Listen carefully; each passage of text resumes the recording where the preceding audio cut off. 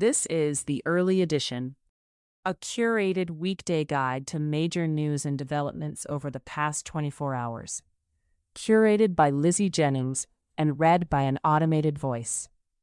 Published March 23, 2026 on Just Security, an essential resource for those shaping a just and secure world. Here's today's news. Iran war. Treasury Secretary Scott Bessent announced on Friday that sanctions on some Iranian oil will be temporarily lifted to allow the sale of shipments already in transit. Bessent said in a post on social media that the United States is granting authorization for the sale of about 140 million barrels of Iranian oil. Aaron Pellish reports for Politico. Iranian airstrikes on Saturday night injured about 175 people in the Israeli cities of Arad and Dimona. Israeli Defense Secretary Israel Katz said U.S.-Israeli attacks on Iran this week would escalate significantly. Ashley Ahn reports for the New York Times. The Trump administration has begun initial internal discussions on what peace talks with Iran might look like, according to a U.S. official and another source. Trump's envoys, Jared Kushner and Steve Witkoff, are involved in the discussions around potential negotiations. Officials are still considering who in Iran would be the best point of contact and which country would be the best mediator, ideally Qatar. President Trump said on Friday that he was considering winding down the war without resolving the closure of the Strait of Hormuz, though U.S. officials said they expected at least 2 or 3 more weeks of fighting. Barak Ravid and Mark Caputo report for Axios. Trump on Saturday night gave Iran a 48-hour deadline to reopen the Strait of Hormuz, or else the United States will start destroying Iranian power plants in a post on social media. Trump set a Monday deadline of around 7:45 p.m. E-time. Iran's Islamic Revolutionary Guard Corps said today that Iran will attack Israel's power plants and plants supplying the U.S. bases in the Gulf if Trump carries out his threat to obliterate Iran's power network. Israel launched new attacks this morning on the Iranian capital, saying it had begun a wide-scale wave of strikes on infrastructure targets in Tehran. Barak Ravid reports for Axios. Mayan Lubel, Alexander Cromwell, and Idris Ali report for Reuters. John Gambrell and David Rising report for AP News. Trump said today that he would postpone his deadline for attacking Iranian power plants by 5 days, adding that the United States and Iran were negotiating a complete and total resolution of our hostilities in the Middle East. Iranian state media portrayed Trump's comments as a sign that he was backing down, saying, Trump, out of fear of Iran's response, backed down from his 48-hour ultimatum. Aaron Boxerman, Julian Barnes, Isabel Kirshner, and Ravi Mattu report for the New York Times. A U.S.-operated Patriot missile likely contributed to an explosion in Bahrain on March 9th, possibly detonating mid-air over a residential area and contributing to civilian injuries and damage, according to an analysis by academic researchers examined by Reuters. Both the United States and Bahrain have blamed an Iranian drone for injuring the 32 people. In response to questions from Reuters, Bahrain on Saturday acknowledged that a Patriot missile was involved in the explosion over the Mahaza neighborhood. Neither Bahrain nor Washington has provided evidence that an Iranian drone was involved in the incident. Jonathan Landay, M.B. Pell, and Travis Hartman report for Reuters.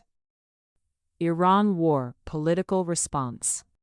British Prime Minister Keir Starmer and Trump spoke late last night and agreed that reopening the Strait of Hormuz was essential to ensure stability in the global energy market, Downing Street said in a statement today. Britain is one of 22 countries that have signed a statement saying they are ready to contribute to appropriate efforts to ensure safe passage through the strait. NATO Secretary General Mark Rutte said yesterday that he is absolutely convinced that the alliance will be able to reopen the strait, while reiterating his support for Trump's campaign, calling the U.S. operation crucial due to the existential threat from Iran. Helen Regan reports for CNN. Mitchell McCluskey reports for CNN. The export of war material to countries involved in the international armed conflict with Iran cannot be authorized for the duration of the conflict, the Swiss government said on Friday. The statement reiterated, exports of war materiel to the USA cannot currently be authorized. Nick Cumming-Bruce reports for the New York Times. The Trump administration declared a wartime emergency to bypass Congress and push through over $23 billion in weapons sales to the United Arab Emirates, Kuwait, and Jordan, the State Department said on Friday. This marks the second recent use of emergency authority to circumvent congressional approval since the war in Iran started. Megan Minero and Edward Wong report for the New York Times. Lebanon. Katz said yesterday that he had ordered the military to step up its destruction of bridges and houses in southern Lebanon. Israeli airstrikes yesterday destroyed a bridge linking Lebanon south to the rest of the country. Lebanese President Joseph Aoun said the strikes were a prelude to a ground invasion and amounted to a policy of collective punishment against civilians. The Israeli military's chief of staff, Lieutenant General Eyal Zamir, said yesterday that Israel's campaign against Hezbollah had only just begun. Efrat Livni reports for the New York Times. Aaron Boxerman reports for the New York Times. Ahmed Fahmy, Amr Abdallah Dalsh, and Alexander Cornwell report for Reuters. Israel-Gaza war. An Israeli airstrike yesterday on a police vehicle in central Gaza killed 3 people, according to health officials, hours after another person was killed in a strike on northern Gaza. Gaza's health ministry says that at least 680 people have been killed by Israeli fire since the October ceasefire. Israel said 4 soldiers were killed by militants in Gaza in the same period. Trump's Board of Peace has presented Hamas with a written proposal for disarmament, 2 sources said. The proposal was submitted to Hamas during meetings in Cairo last week, one source said. The plan may include incentives like amnesty for Hamas and investment in Gaza, yet uncertainty remains over funding for reconstruction, Israel's stance on full disarmament, and whether Hamas will ultimately agree. Pesha Magid and Rami Ayoub report for Reuters. West Bank violence. Israeli settlers injured at least 10 Palestinians last night in the occupied West Bank as they carried out coordinated attacks on Palestinian villages after holding a funeral for a settler killed in a car crash a night earlier.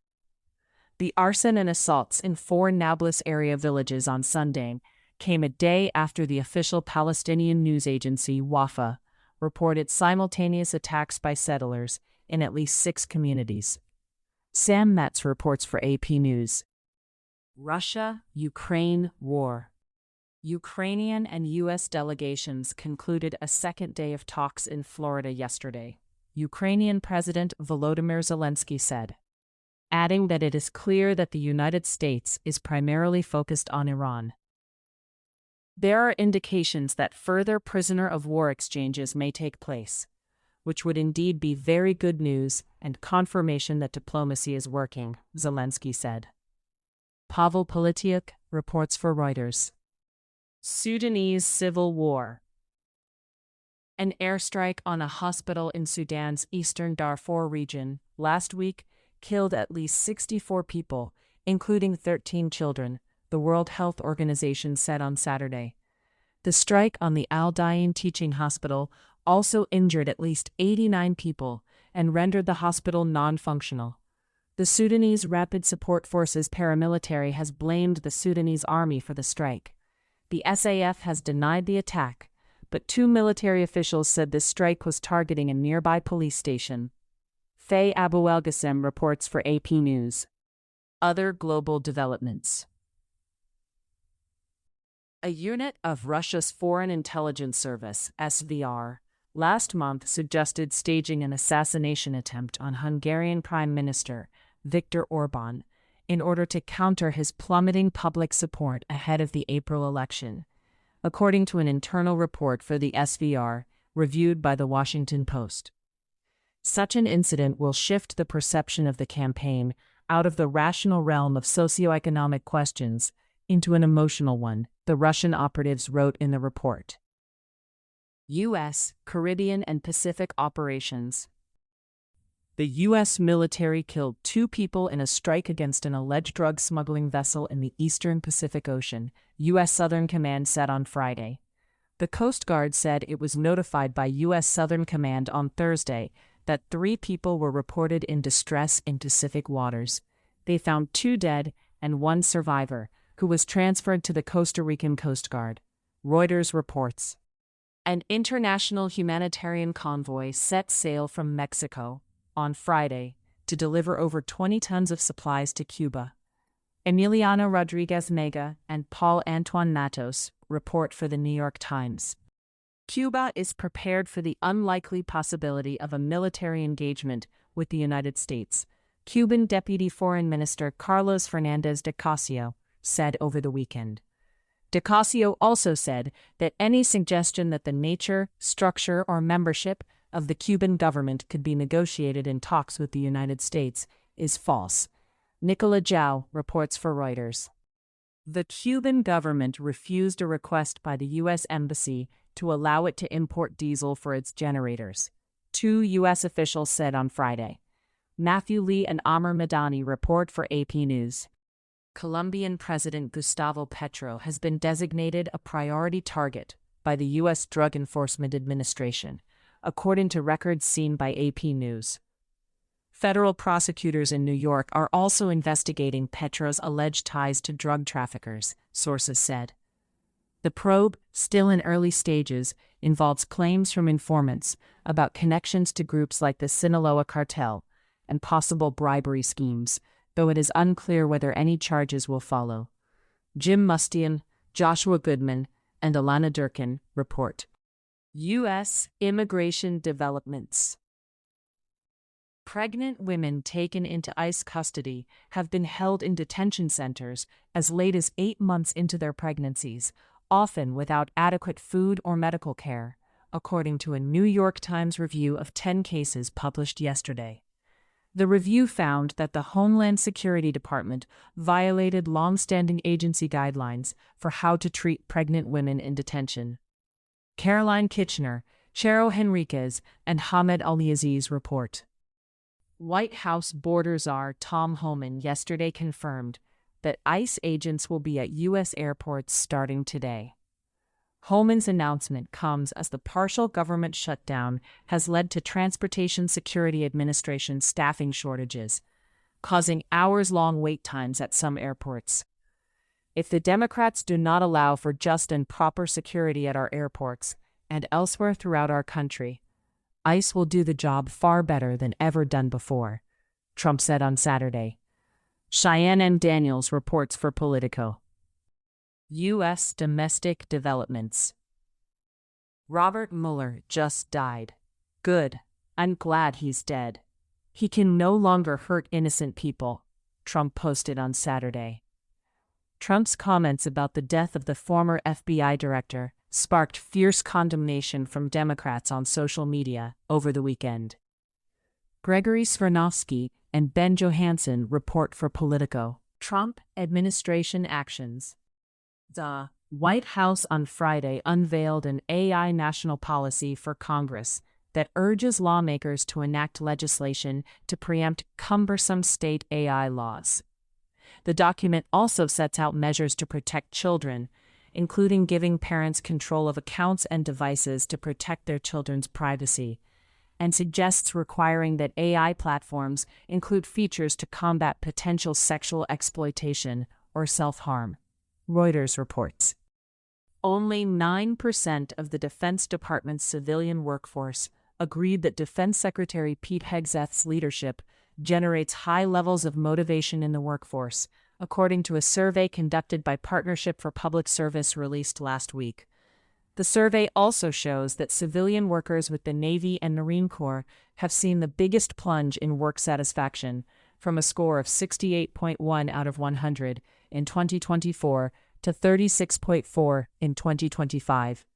The scores for Air Force workers dropped from 67 to 38.5, Army from 70.3 to 48.1, and Hegzet's office, the Joint Staff, and other Fourth Estate organizations from 63.6 to 40.6.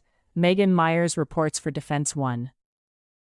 A statue of Christopher Columbus was installed on the grounds of the White House yesterday morning. The statue is a replica of one that protesters in Baltimore tore down and dumped into the city's inner harbor in 2020.